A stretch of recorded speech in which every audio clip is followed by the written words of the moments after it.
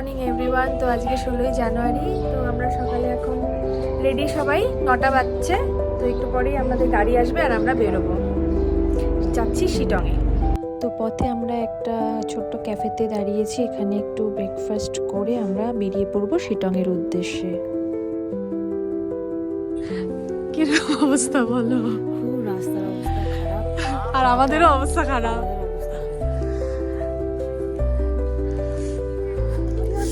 আসার সময় তো রাস্তা যা ছিল খুব একদম খারাপ রাস্তা, প্রচন্ড টার্ন, বাচ্চা নিয়ে খুব অসুবিধে। তারপর এখানে আসলাম, কি ঠান্ডা, মানে বিশাল ঠান্ডা।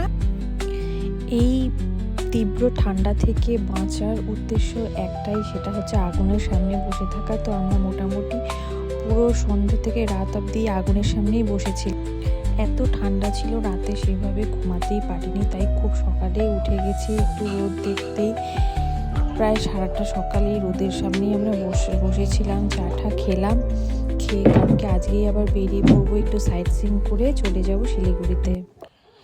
আমরা যে হোমস্টেটাতে ছিলাম সেটার নাম ক্লাউড ভিলা হোমস্টে। অনেস্টলি হোমস্টেটা আমাদের খুবই অ্যাভারেজ লেগেছে। ইউটিউবে যেরকম কিনা দেখাচ্ছিল সেরকম একেবারেই নাই, ভিউ সেরকম নেই, আর বেসিক কিছু জিনিসেরও অভাব রয়েছে হোমস্টেতে। তো ওভারঅল এক্সপিরিয়েন্স অতটা ভালো নয়।